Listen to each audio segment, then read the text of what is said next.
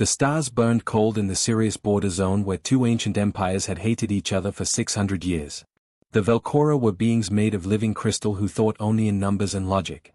The Thessians were water creatures who could feel emotions from far away in space. They had been killing each other for so long that nobody remembered why the war started anymore. Commander Christoph stood on the bridge of his Velcoran warship called the Clarity.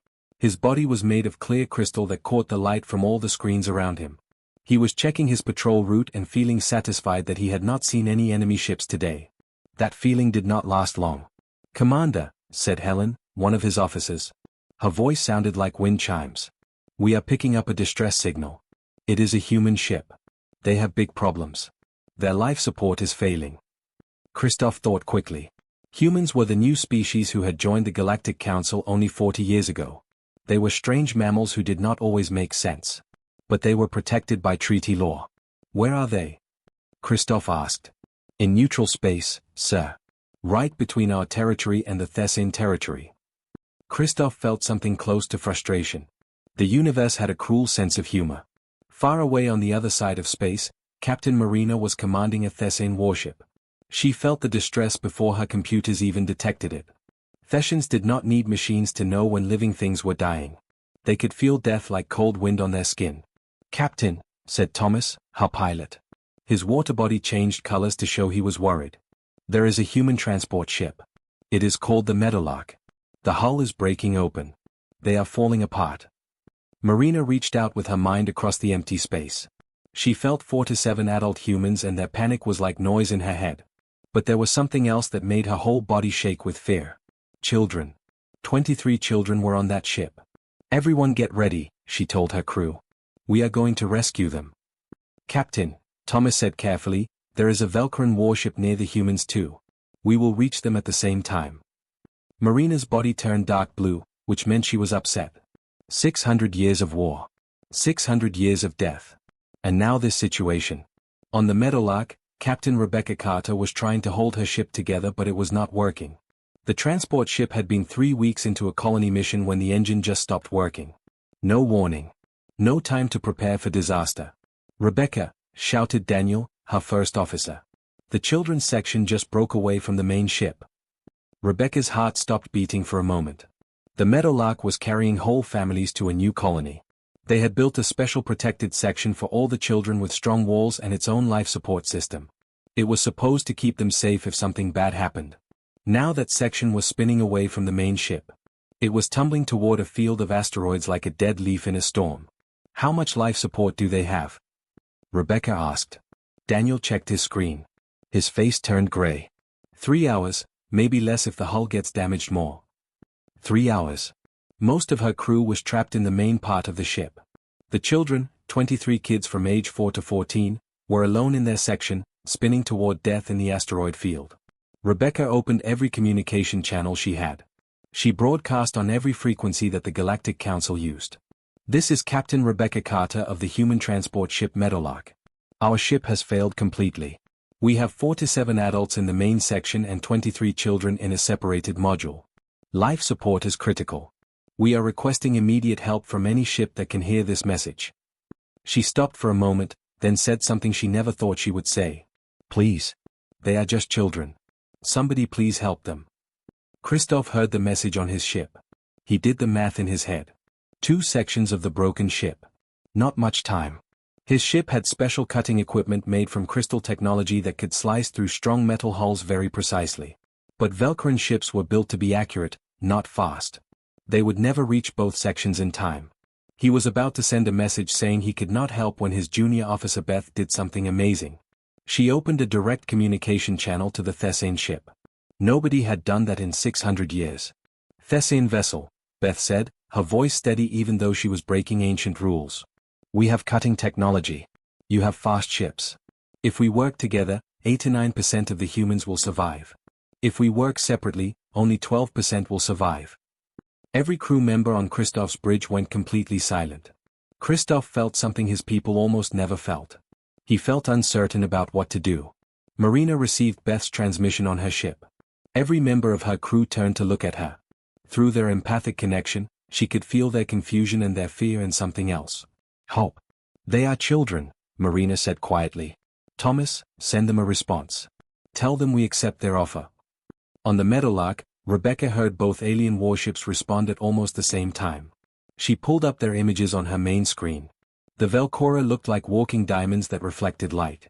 The Thessians looked like flowing water that changed colors. They were ancient enemies. But now they were working together. Daniel, Rebecca said softly, record everything that happens. If we survive this, people need to know what happened here today. Rebecca looked at the countdown timer on her screen. 2 hours and 40 minutes until the children ran out of air. The clock was ticking and every second mattered. The first conversation between Commander Christoph and Captain Marina was very difficult. The Velcora spoke only in numbers and mathematics. The Thessians spoke in feelings and emotions. They could not understand each other at all. Approach at angle 34.7 degrees, speed at 0.4, Christoph sent in his message. Marina received this as a bunch of numbers that made no sense to her emotion-based mind. We need to feel the rhythm of the rescue and flow with the children's fear, she replied. Christoph tried to process emotional words but failed completely. Please clarify. Define rhythm in numbers. This was going very badly. Both of you stop talking, Rebecca's voice cut through the confusion. The human captain had been listening to both of them trying to communicate. Commander Christoph, Captain Marina, you need me to translate. I can speak both logic and emotion. Humans are surprisingly useful, Christoph said, and there was almost respect in his crystal voice. Commander Christoph means thank you, Rebecca told Marina. Then she spoke to Christoph. Captain Marina suggests you send your cutting team on her fastest rescue ship. Your precision tools with her speed. That is the solution. There was a long pause. Then both alien commanders said at the same time, that is acceptable. It was the first time in 600 years that Velcora and Thessians had worked together on anything. Beth, the young Velcoran officer who had opened the first communication channel, transported to the Thessian ship with 3 other specialists. The moment she appeared there, she felt completely out of place. The ship was filled with water that was kept at the perfect temperature for the Thessians. Her crystal body would work fine in water, but everything here felt so unpredictable and strange. A Thessian pilot came toward her. He was young like Beth and his color was blue-green, which meant he was nervous. I am William, the pilot said. I will fly you to the children. I am Beth, she replied awkwardly. Our chances of success are higher if we coordinate well. William's colors changed to something warmer. If Beth understood Thessian emotions, she would know this was similar to a smile. Let us go save some children, William said. The rescue ship launched. It was a beautiful Thessian design that moved through space like flowing water. Beth and her team held on tight as William pushed the engines as fast as they could go. Through the window, Beth could see the children's section tumbling through space. It was heading straight toward a cluster of asteroids and spinning faster and faster. We will reach them in 42 seconds, Beth said. Reduce speed by 18% to match their rotation. William did not understand the exact numbers, but he felt what Beth wanted through the ship systems. He adjusted smoothly and brought the ship next to the spinning module. There, Beth said, pointing with her crystal hand. That is the weak point in the structure. We cut there and pull the children out through. The children's module hit a small asteroid. Alarm screamed. The children's section started spinning even faster. One corner was crushed inward. Life support just dropped to 2 hours and 10 minutes, William reported. His colors flashed bright red with alarm. Beth calculated quickly in her mind. They would have to cut faster now. Take bigger risks. Their chances of success had just dropped to 71%. Inside the children's section, 14-year-old James was trying to keep everyone calm. He was the oldest, so he felt responsible for all the younger kids. Okay, everyone come to the center of the room, James called out. Stay away from the walls. 10-year-old Lucy was crying. Her little brother David, only 4 years old, held onto her tight. I want Mom, David said, starting to cry too. Mom is fine, James lied to make them feel better. He had no idea if that was true, but these kids needed hope. She is on the main ship. Help is coming to get us. What kind of help? Asked Oliver, age 12. He did not sound like he believed it. We are in the middle of nowhere. The kind with spaceships and rescue tools, James said firmly. Now everyone breathe slowly like Lucy. We need to make the oxygen last as long as possible. Near the back of the group, 6-year-old Emma was drawing with crayons. She had found some paper and crayons in the emergency supplies. She was carefully making a picture while the world spun around her. Emma, what are you doing? James asked, crawling over to her. She held up her drawing. It showed stick figure humans holding hands with two other types of figures. One figure was blocky and sparkly. The other was wavy and blue. These are the aliens who are coming to save us, Emma said simply. They are going to be friends. James stared at the drawing. He had studied alien species in school. The blocky sparkly one looked like a Velcora. The wavy blue one looked like a Thessin. Emma, he said gently, Velcora and Thessians are enemies. They have been fighting a war forever. Emma looked at him with the special certainty that only 6-year-old children have. Not today, they are not. Outside the module, Beth and her Velcran team positioned themselves on the hull. Through the clear parts of the wall, she could see small faces pressed against the windows inside. Human children were watching the aliens with big wide eyes. One small child with yellow hair waved at them. Beth calculated that this gesture meant friendliness with 97% probability. She did something her species rarely did. She waved back. Beginning cutting procedure now, Beth transmitted to her team. They activated their crystal tools, which began shooting focused energy beams that could slice through the reinforced hull. Wait, William called from the pilot seat. The module is spinning. If you cut now, the rotation will rip the hull open too fast. You need to. An asteroid appeared from nowhere. William pulled the controls hard, throwing the rescue ship and the module sideways. The asteroid missed them by only a few meters. But the sudden movement made one of Beth's team members lose his grip. Richard tumbled into space, his crystal arms reaching for anything to hold. Richard. Beth transmitted. But her species did not panic. She simply calculated. At his current path, he would drift too far away in 18 seconds. William did not think at all. He just acted.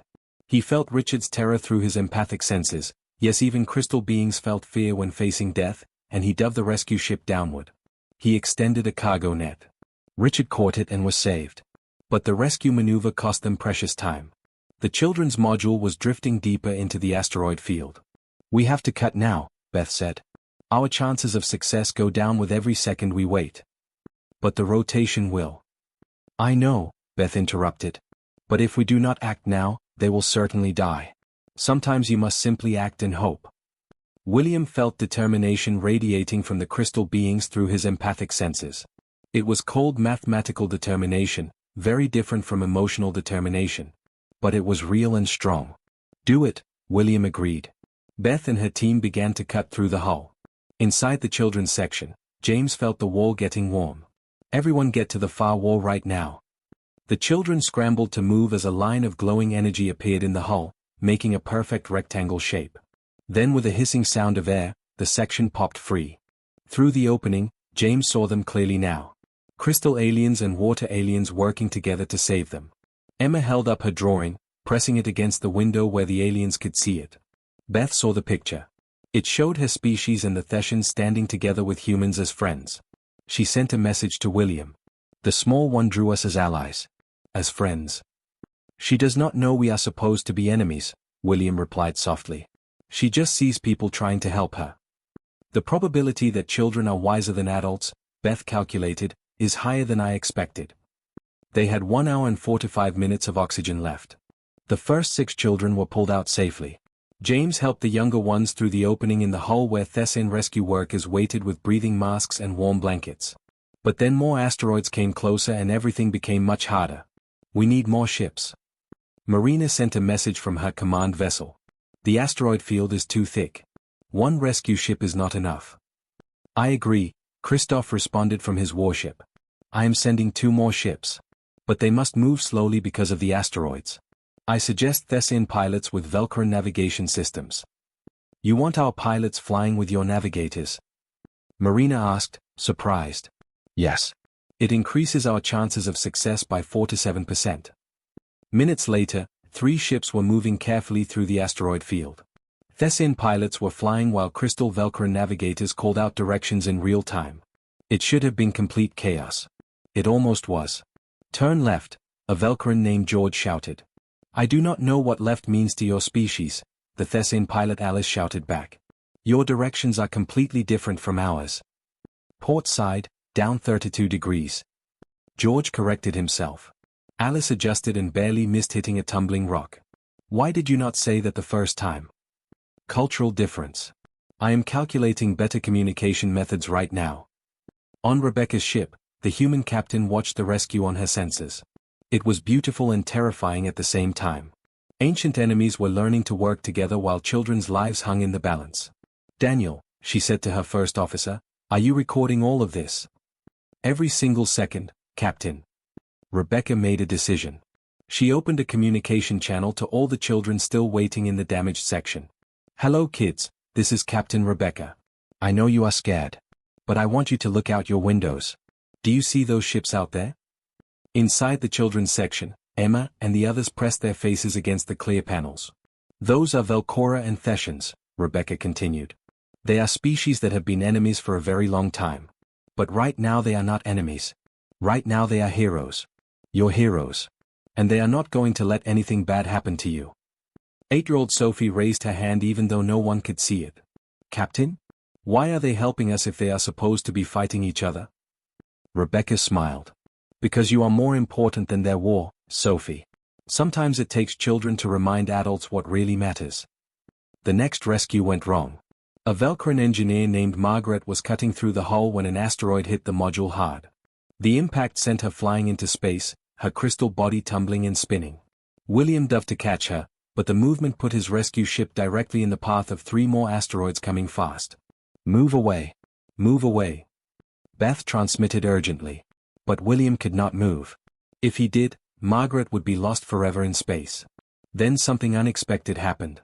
The Velcran destroyer fired its defensive lasers and shattered the 3 asteroids into tiny harmless pieces. Commander Christoph had just used military weapons to save a Thessian ship. Captain Marina, Christoph sent a message, your pilot William is very brave. Not logical, but brave. Please tell him to get our engineer and continue the rescue mission. Marina felt warmth spread through her empathic senses. She was actually feeling Christoph's respect. It was cold and mathematical respect, but it was real. William hears you, Commander, Marina replied. And thank you. There was a pause. Then Christoph said, you are welcome. Continue the mission. They now had 1 hour and 15 minutes left. 17 children had been rescued. 6 remained trapped in the most damaged part of the module. It was a sealed room where the hull had bent and twisted, blocking all the normal exits. We cannot cut through there, Beth analyzed. The structure is too damaged. Any cutting will make everything collapse. Then we pull it out whole, William suggested. Use a tractor beam to hold the section steady while you cut from a different angle. That is impossible. Tractor beam operation needs a big capital ship. Small rescue ships do not have enough power. On his bridge, Christoph was already doing calculations. Captain Marina, we must use our tractor beams together. Both our big vessels at the same time to hold the structure stable. Marina understood what he was asking. Their 2 command ships, a Velcran destroyer and a Thessian cruiser, would have to work in perfect coordination. One wrong move, one tiny mistake, and they would tear the children's section apart and kill everyone inside. We would need perfect trust between us, Marina said quietly. Yes, Christoph agreed. We would. For 600 years their species had trusted each other with nothing. Now they had to trust each other with everything. Inside the sealed room, 6 children waited. 4-year-old David was crying. Sophie held his hand. Emma was still drawing pictures. What are you drawing now? James asked, trying to keep everyone distracted and calm. Emma held up the picture. It showed 2 large ships shooting beams of light at a smaller ship. But the beams were not weapons. They were holding the small ship gently like hands. This is what is going to happen next, Emma said with complete confidence. James looked at her drawing. He was 14, old enough to understand war and hate. Old enough to know that Velcora and Thessians did not work together. But looking at Emma's drawing, he wanted to believe it was possible. You really think they are going to save us? Sophie whispered. James looked at the 6-year-old girl with her crayons, then at the scared faces of the other children. He made his choice about what to say. Yes, he said firmly. I really do think so. Outside, Commander Christoph and Captain Marina prepared for the most difficult thing they had ever done. My ship will create a tractor beam at frequency 447.2, Christoph sent the message. You must match it exactly. That frequency will feel harsh and uncomfortable to my crew, Marina replied. But we will do it. Captain, if either of us makes a mistake of more than 0.003%, the field will fail. the children will die. Marina's body shimmered with emotion. Then we will not make any mistakes, Commander. Christoph felt something he had never experienced before. He had faith in someone from another species. It was uncomfortable but necessary. On my signal, he said. 3, 2, 1. Now. 2 tractor beams, one from the crystal ship and one from the water ship, reached across space. They gently and perfectly held the children's section completely steady and still. Beth, Christoph transmitted, you have 60 seconds. Make them count. Beth and her team moved to the new cutting point. Through the wall she could see small faces watching her work. One child, the small girl with all the drawings, pressed a new picture against the window. It showed Beth and William standing together, surrounded by hearts. William, Beth transmitted, the small human seems to believe we are friends. Maybe we are friends, William replied. Maybe we have been friends for the last 2 hours and just did not realize it. Beth calculated the probability of friendship between species at war. The mathematics said it was impossible.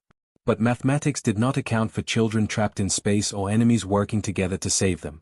Sometimes mathematics was wrong about what mattered most. Beginning final cut now, Beth announced. The crystal tools hummed with energy. The hull began to glow bright. And 6 children held hands tightly, waiting for rescue. They had 40 minutes of oxygen left. The cut took 30 seconds but it felt like 30 hours. Commander Christoph and Captain Marina held their tractor beams perfectly steady. One crystal ship and one water ship working in perfect harmony, holding a piece of human vessel together through pure concentration and mathematics. Hull breach in 5 seconds, Beth counted down. 4, 3, 2, 1. The section popped free. I rushed out violently but the tractor beams held everything in place. Inside, 6 children floated in zero gravity as their emergency breathing masks activated automatically. James grabbed David. Sophie grabbed 2 other children. Emma, still holding her drawings, held onto the youngest child. They all moved toward the opening where Thessan rescue workers waited with outstretched arms. But then the damaged section started shaking violently. Structural collapse. Beth transmitted in alarm. The tractor beams are not strong enough. The section was tearing itself apart. 600 years of poor maintenance and 2 hours of asteroid impacts were finally destroying it completely. Get the children out right now. Marina ordered desperately. William piloted his craft closer even as pieces of debris began spinning off the dying structure. A Thessian rescue worker named Henry reached through the opening and grabbed the first child, Sophie, pulling her to safety. Then another child came through. Then another. But the section was collapsing faster than they could pull everyone out. James looked at the 3 children still waiting, David, Emma, and a quiet boy named Peter. He made a split-second decision. Take them first. James shouted, pushing the younger children toward the rescue workers with all his strength. There is time for everyone. Henry called back to him. Then there is definitely time for them. Go now. James insisted. David went through the opening. Then Peter. Emma was next in line but she stopped and looked back at James with worried eyes. You are coming too, right? The 6-year-old asked him. Right behind you, James lied with his best smile. I promise. Emma went through to safety. And then the entire section collapsed around James. The 14-year-old boy felt the structure twist and crush around him. Metal screamed. He had bought maybe 5 seconds with his decision to send the others first. Now those 5 seconds were gone and he was trapped in a collapsing coffin of steel. We have a trapped child. Marina transmitted to all ships. Emergency response needed immediately. Negative, Beth replied, and her voice showed the first real emotion that Christoph had ever heard from his officer. There is no time for normal extraction methods. The structure is crushing him right now. On the bridge of his ship, Christoph calculated rapidly. There was one option. One impossibly dangerous option that might work. Engineer Beth, he transmitted, you can cut through the collapse point. But the feedback will destroy your cutting tools. It might destroy your entire vessel. What is the probability of the child surviving without this action? 0%. Then probability does not matter, Beth replied, repeating her own words from earlier. Sometimes you must simply act. She did not wait for permission or authorization. She positioned her cutting tool directly against the collapse point and fired at absolute maximum power. The crystal equipment screamed in protest. Energy feedback tore through the rescue craft systems like lightning. Warning lights exploded across every control panel. But the collapse stopped. The crushing metal froze in place. Now! Beth shouted. Extract him right now. William did not hesitate even for a fraction of a second. His ship was screaming warnings at him. The feedback was making his empathic senses burn with terrible pain. But he held his position steady. Henry reached into the narrow gap and pulled James through to safety. The exact moment the boy cleared the opening, Beth's cutting tool exploded in a brilliant flash. The blast threw the rescue craft backward violently. William fought desperately with the controls. His colors flashed between red and black, which were Thessian indicators of extreme distress and pain. The ship spun wildly, tumbling through the asteroid field out of control. I have got you, a voice said calmly. Marina had redirected her tractor beam from the children's section to William's rescue craft. She caught them gently, steadied them carefully, and brought them slowly to a complete stop. What is your status? Marina asked with concern. We are alive, William gasped, his colors slowly returning to normal. Everyone is alive. Including one very stubborn human teenager who tried to sacrifice himself for others. On Rebecca's ship, the human captain was crying openly. She was not ashamed of her tears at all. 23 children had all been extracted. All were alive and safe. Daniel, she said, her voice thick with powerful emotion, did you record absolutely everything? Everything, Captain. Every single moment. The rescued children were divided among the various ships. Some went to the Velcaran destroyer and others to the Thessian cruiser. It was strange and wonderful to see human children being carried gently by crystal aliens and water creatures. On Christoph's ship, young David clung tightly to a Velcaran medic named Grace.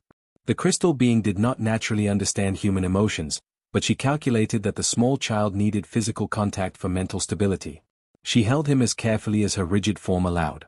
You are very sparkly, David said, his voice muffled against Grace's crystal shoulder. That is an accurate observation, Grace replied factually. Are you and the water people friends now? Grace paused to consider this question.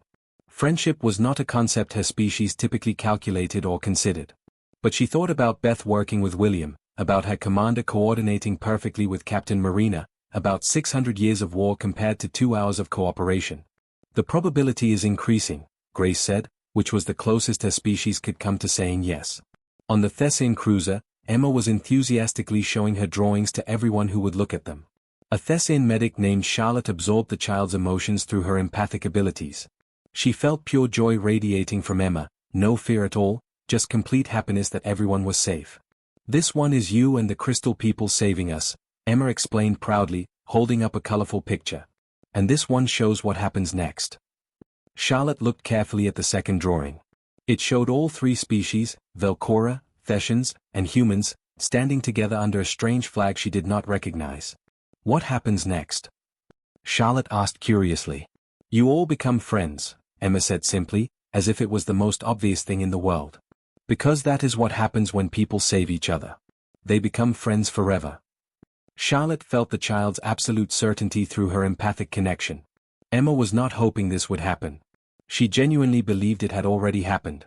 On the bridge of his ship, Commander Christoph received a private transmission from Captain Marina. Commander, the Thessian said hesitantly, I wanted to say something but I am not sure what exactly. Communication is difficult after unprecedented events, Christoph acknowledged with understanding. For 600 years my people have fought yours in this war. I was taught that Velcora were emotionless monsters who valued mathematics and numbers over actual life. And I was taught that Thessians were complete chaos, too emotional and unstable for rational thought. There was a heavy pause. Then Marina said something extraordinary and brave. We were both taught lies, Commander. Christoph calculated the probability that 600 years of brutal war had been based on fundamental misunderstandings and mistakes. The resulting number was uncomfortably and disturbingly high. Captain Marina, he said slowly and carefully, I must know something. Why did your people originally attack mine at the very beginning? We did not attack first, Marina replied with confusion. Your people entered our sacred spawning grounds 600 years ago. We felt it as a terrible invasion of our most holy space. That is factually inaccurate according to our records. My species' historical database indicates clearly that we were fired upon while conducting peaceful scientific research. We only responded defensively. Peaceful research in our spawning grounds? That is completely. Marina stopped speaking suddenly. Wait. What were the exact coordinates of your research? Christoph transmitted the precise numbers. Marina was silent for a very long moment. Then she spoke in a shaken voice. Commander, those coordinates were listed as absolutely off-limits in our ancient treaties. But I am checking our treaty database right now. The coordinates were translated incorrectly into your language. They are off by 17 degrees of arc. A translation error caused this. 600 years ago when we were first learning each other's languages and communication systems. The coordinates your people received indicated the safe zone for research. The coordinates we actually sent indicated the sacred zone that was forbidden. A 17-degree error in translation. Christoph felt something that, if he were human, might have been described as absolute horror. Captain, are you telling me that 600 years of war, millions upon millions of deaths, and centuries of hatred all began because of a simple clerical mistake? A translation error, Marina said, her voice hollow and empty. We have been killing each other for 6 centuries over a translation error. The silence that followed between them was heavy enough to collapse stars into black holes. Finally Christoph spoke quietly. My species values efficiency above all else. This war has been extraordinarily and completely inefficient. My species values emotional connection and understanding. This war has brought only grief and suffering and pain. Another long pause. Then Marina asked something impossible. Commander, what if we just stopped? Stopped the war completely? Yes. Just stopped fighting. Christoph calculated rapidly in his advanced mind. The political complications would be enormous. The military objections would be overwhelming. Centuries of ingrained hatred and prejudice. The mathematics said stopping the war was impossible. But 2 hours ago the mathematics had also said Velcora and Thesians working together was completely impossible. Captain Marina, Christoph said carefully, we will both certainly face courts-martial for what we have done today. I know that. Our governments will call us traitors to our people. Probably yes. The probability of success is extremely low and... I do not care about probability anymore, Commander, Marina interrupted with passion. I care that we saved 23 children today by working together as allies. I care that maybe, just maybe, we can stop killing each other forever. Is that not worth trying? Christoph looked around his bridge at his crew. Beth, who had opened the very first communication channel to the enemy Thesians. Grace, who was now holding a human child with surprising gentleness. Richard, who had been saved by a Thessian pilot who had every reason in the world to let him die. Yes, Christoph said firmly. It is absolutely worth trying. Then when they court-martial us for treason, Marina said, we will face it standing together. Together, Christoph agreed, and for the first time in his entire life, that word felt like something much more than just a tactical military position. The courts-martial began 3 days later. Commander Christoph stood in the Velcran High Court, a massive chamber made entirely of pure crystal where light bounced in perfect mathematical patterns. 12 ancient judges, their crystal forms grown huge with age, looked down at him. Commander Christoph, said the lead judge, Supreme Calculator Thomas, you are charged with unauthorized cooperation with enemy forces, violation of military protocol, and possible treason against the Velcran Empire. What do you say in your defense? I saved 23 children, Christoph replied simply and clearly. You collaborated with Thesians, our sworn enemies. I saved 23 children by collaborating with Thesians. 600 years of military rules and tradition were less important than 23 innocent children's lives. The judges talked together in rapid bursts of mathematical communication. Finally Supreme Calculator Thomas spoke again.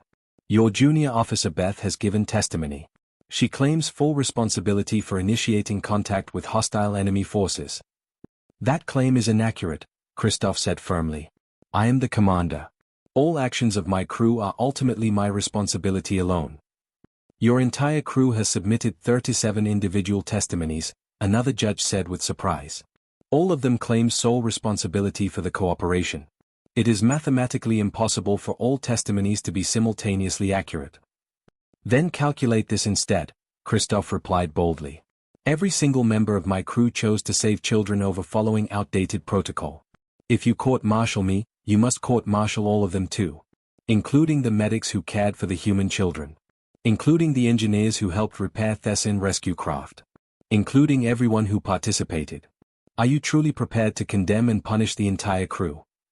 The judges had not anticipated this response or this logic. Far away in the Thessian capital, a beautiful floating city made of water and light, Captain Marina faced her own trial. The elders of the collective surrounded her. Their forms were large and ancient, and their empathic abilities were so powerful that Marina could physically feel their deep disappointment like heavy weights. "Captain Marina," said Elder Elizabeth, her colors deep purple with sorrow, "we feel and understand your motivations clearly. But you gave direct military aid to our ancient enemy." "I gave aid to dying children," Marina replied. "I also received aid from those you call enemies. Without the Velcora, those children would all be dead right now." "But the war, our sacred war." "The war is 600 years old," Marina interrupted passionately. "Those children were 6 years old. 4 years old. 14 years old. Which is truly more important? A war we merely inherited from our ancestors, or innocent lives we could actually save today?" Elder Margaret, her form flickering with complex mixed emotions, spoke next. "We have received testimony from your crew. Your pilot William has voluntarily submitted himself for the same judgment you face. Every member of your rescue team has done the same." "They were simply following my direct orders," Marina said. "No, they were following their hearts," Elder Margaret corrected gently. "We can feel it clearly through our empathic bonds. Every single one of them would make exactly the same choice again without hesitation." "As would I," Marina said with absolute certainty. The elders spoke quietly among themselves. Finally Elder Elizabeth spoke to the whole assembly. "We have also received something else. Video transmissions from the human vessel. And drawings from a human child named Emma." A hologram appeared floating in the air. It showed Emma's colorful picture of Velcora and Theshan standing together, holding hands with smiling humans. "This small child believes we can be friends with our sworn enemies," Elder Elizabeth said softly. She drew this picture while waiting to be rescued, trapped and dying. She felt no fear of the aliens. Only hope and trust. Marina felt tears forming in her eyes. The salt water blended naturally with her aquatic form. She did not know she was supposed to be afraid of them or hate them. She just saw people trying desperately to help and save her. "Perhaps," Elder Margaret said thoughtfully, "that is ancient wisdom we have completely forgotten." The Galactic Council held an emergency session. Representatives from 40 different species gathered in the Great Council chamber. The human ambassador was a wise woman named Patricia who had once been a simple school teacher on Earth. "We are here," announced the Archon moderator, "to discuss the serious incident at Sirius Border Zone. Commander Christoph of the Velcora and Captain Marina of the Theshan stand accused by their own governments of treason, collaboration with hostile forces, and violation of 600 years of established military law." "And what exactly do you propose we do?" Ambassador Patricia asked directly. "That depends entirely on the testimony and evidence." "Then let me give you mine right now," Patricia interrupted firmly. She stood tall and projected a hologram for everyone to see. "This is my nephew James. He is 14 years old. He pushed younger children to safety before saving himself and was nearly crushed to death in collapsing metal. He was saved by a Velcoran officer named Beth who deliberately destroyed her own expensive equipment to rescue him." She changed the hologram image. "This is David, only 4 years old. He was held and comforted by a Velcoran medic named Grace, who specifically learned how to give proper hugs just for him." Another image appeared. "This is my daughter Emma, 6 years old. She drew pictures of aliens as heroes while waiting to be rescued in a dying ship. She had absolutely no idea that Velcora and Theshans were supposed to be enemies. She just saw brave people trying to save her life." Patricia looked slowly around the entire chamber at all the alien faces. 23 children are alive and breathing today because 2 enemy commanders chose cooperation over ancient hatred. And now you actually want to punish them severely for saving lives. "But the law clearly states," a Velcoran representative began. "Your law said they should let innocent children die rather than work together with enemies," Patricia cut him off sharply. "If that is what your law truly says, then your law is fundamentally wrong and evil." A Thessian representative rose from his seat. "Ambassador, you do not fully understand 600 years of complex history between our peoples. I understand that your history almost murdered 23 innocent children," Patricia replied with fire in her voice. "I understand that your war started because of a simple translation mistake, a clerical error. And I understand that yesterday, for the first time in 6 centuries, Velcora and Theshans proved they could work together perfectly. Not despite the children, but because of them and for them." She paused to let her powerful words sink deep into every mind present. The real question is not whether Commander Kristoff and Captain Marina broke your protocols. They absolutely did break them. The real question is whether saving children's lives should be considered treason. And if your answer is yes, then I do not want humanity to be part of a council that values old protocols over living children. The chamber erupted in heated debate and argument. On Earth, the rescue story had exploded across every single media channel and platform. The video footage that Daniel had carefully recorded played constantly on repeat. Billions of humans watched Crystal Velcora and Liquid Thessians working together in perfect harmony, watched them save human children with courage and sacrifice, watched ancient bitter enemies become unexpected heroes and allies. But it was little Emma who truly captured hearts across the entire galaxy. A reporter had found all her drawings and asked what she had been thinking while making them in that dying ship. I was thinking they looked scared too, Emma said with simple honesty. The aliens, I mean. They were scared just like us kids. But they were trying really hard to save us anyway. So I wanted them to know I thought they were incredibly brave. Did you know that Velcora and Thessians were enemies? The reporter asked. No, I did not know, Emma said, shaking her head. Are they really? They were enemies for a very long time. Emma thought carefully about this. Well, they are not enemies anymore now. You cannot be enemies with someone who saves your life. That would just be silly and stupid. The interview went viral across 40 different species and 1,000 worlds. In the Velcoran High Court, Supreme Calculator Thomas reconvened the tribunal for final judgment. But something fundamental had changed. Outside the crystal chambers, thousands of Velcoran civilians had gathered peacefully. They held signs displaying mathematical equations that carefully calculated the value of children's lives versus the cost of following old protocols. Commander Kristoff, Thomas said solemnly, we have reviewed all testimony thoroughly. We have calculated all possible variables. And we have reached our final conclusion. Kristoff stood at attention, mentally prepared for any judgment. 600 years ago we went to war over a tragic misunderstanding.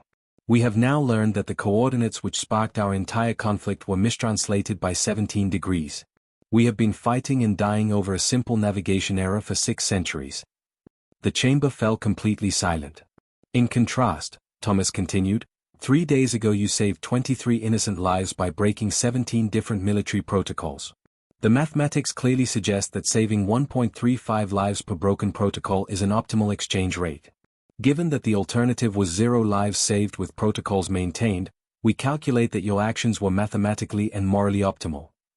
Kristoff felt surprise, an emotion crystalline beings rarely experienced. However, Thomas added seriously, you did violate established military law. Therefore we are forced to issue our judgment now. Here it comes, Kristoff thought, bracing himself. You are hereby stripped of your current rank and position effective immediately, Thomas declared formally. Then the Supreme Calculator did something completely unprecedented in Velcoran history. His massive crystal form shifted, refracting light in patterns that indicated the deepest respect. And you are immediately promoted to Fleet Commander, with full authority to establish the first joint Velcoran Thessian Rescue Operations Division in history. Your first official mission is to develop comprehensive protocols for continued cooperation in all emergency situations. Kristoff's crystal structure vibrated with pure shock. Supreme Calculator, I do not understand. The small human Emma asked us a profound question through her simple drawings, Thomas explained. She asked, if we can work together to save children, why can we not work together for everything else? We have calculated this question extensively using our best systems. We have found no logical answer that justifies continued war. Therefore we conclude that we should work together permanently. You will help us determine exactly how. In the Thessian capital, an identical scene was happening. Captain Marina, Elder Elizabeth announced to the assembly, you broke our sacred laws to save children. You collaborated with our sworn enemies to preserve innocent lives. You violated 600 years of military tradition. Marina's colors dimmed sadly, preparing herself for severe punishment. And in doing so, Elder Elizabeth continued with warmth, you reminded us of what we had forgotten. We have been so completely focused on feeling the pain of our ancient war that we stopped feeling the beautiful possibility of peace. A 6-year-old human child remembered what we forgot. Elder Margaret spoke next with joy. We therefore strip you of your rank as captain effective immediately. Marina felt her crew's distress through their empathic connection. And we appoint you as our first ambassador of peace, Margaret continued with a smile, to work directly with the Velcora on establishing permanent cooperation protocols. Your pilot William is promoted to captain of the 1st Joint Rescue Fleet. Your medics will train others in cross-species emergency care. And your testimony will be recorded as the beginning of a completely new era.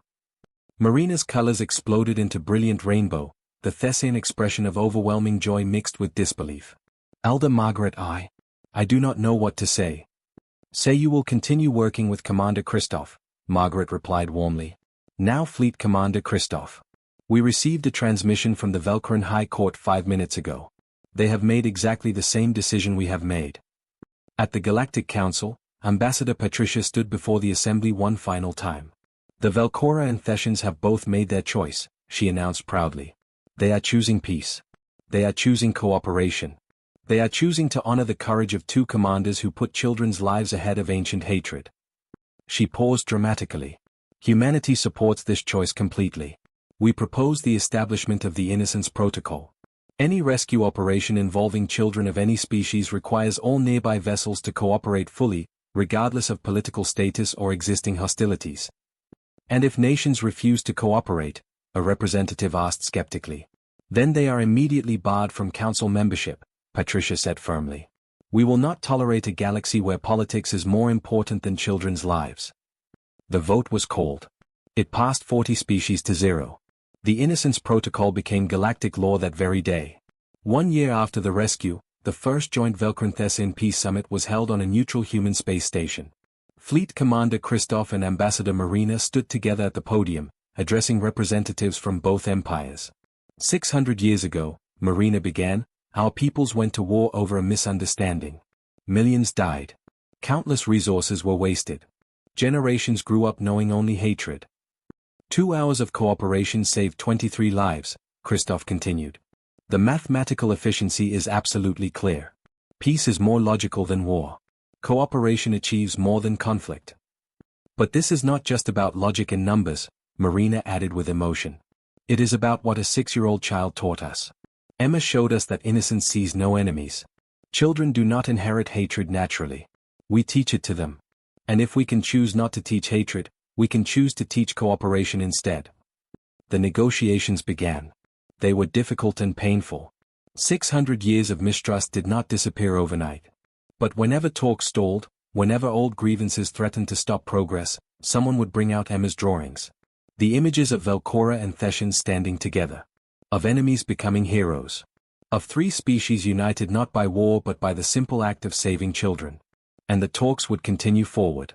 The treaty was signed in a ceremony attended by 23 children.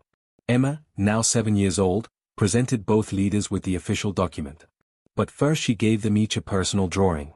Christoph showed his crystal form surrounded by children of all 3 species holding hands. The caption read in careful letters, Commander Christoph, the bravest hero. Marina showed her aquatic form teaching children to swim in a pool of stars. The caption read, Ambassador Marina, the kindest friend. These are for you to keep, Emma said seriously. Because heroes deserve pictures. Christoph took his drawing with crystal hands that had been designed for war but had learned to hold children gently. Emma, I calculate that your artwork has caused more political change than 600 years of military action ever achieved. That is because art is about hope, Emma replied wisely. And hope is always stronger than fighting. Marina absorbed the child's emotions through her empathic senses, pure uncomplicated love and gratitude. Emma, do you understand what you have done? You have changed the entire galaxy. Emma shook her head. I just drew some pictures. You did the hard part. You stopped being scared of each other. We were never scared, Christoph said. Yes you were, Emma corrected him gently but firmly. Adults are scared lots of times. But you were brave anyway. That is exactly what makes you heroes. The treaty was signed with crystal light and flowing water. The first real peace between their species in 600 years. Young James, now 15, approached with the other rescued children. Fleet Commander, Ambassador, he said formally, then smiled warmly. We wanted to say thank you. Not just for saving our lives, but for proving that enemies can become friends. That is a lesson worth more than any single life saved. You nearly died pushing others to safety first, Christoph noted. That was completely illogical but deeply admirable. That is humanity for you, James grinned. We are not always logical. But we try to be brave when it really matters. That evening there was a reception. Velcora, Thessians, and humans mingled together. Beth and William compared notes on rescue missions. Grace taught human children crystal counting songs. Thessian medics demonstrated empathic healing. In a quiet corner, Christoph and Marina stood together, watching children play with crew members from both species. What is the probability our peace will last? Marina asked softly. Christoph calculated thousands of variables. Approximately 6 to 7%. That is not very encouraging. But observe the children, Christoph said, gesturing toward them. They have no memory of our war. They only know cooperation.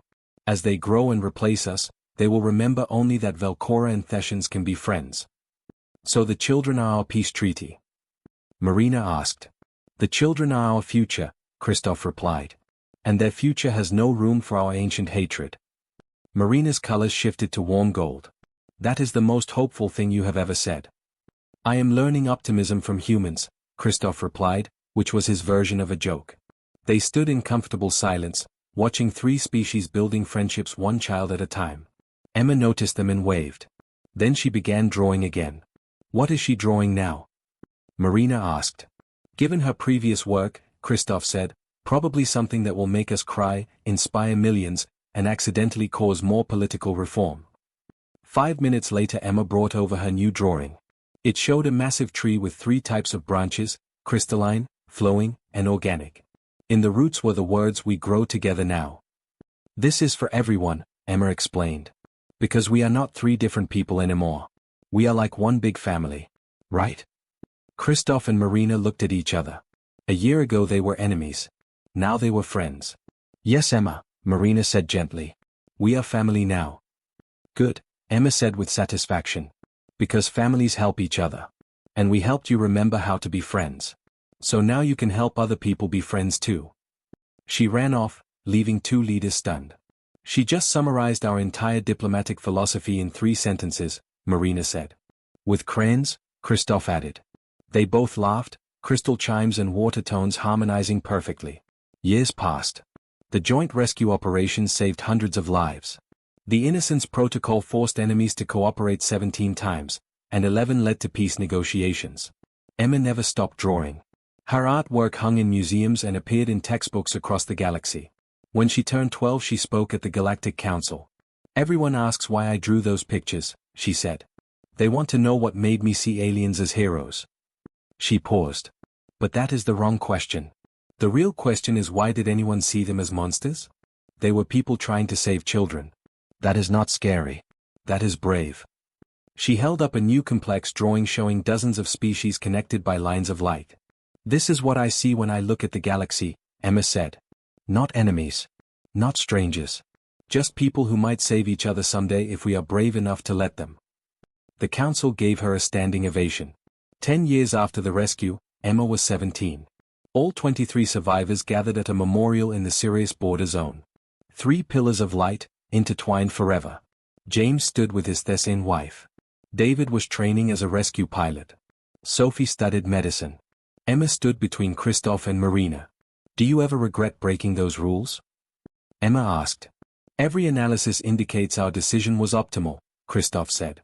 Every emotion tells me we made the right choice, Marina added. Emma smiled and showed them a new painting. It showed the rescue in stunning detail, but in the background dozens of species reached toward the scene, wanting to help.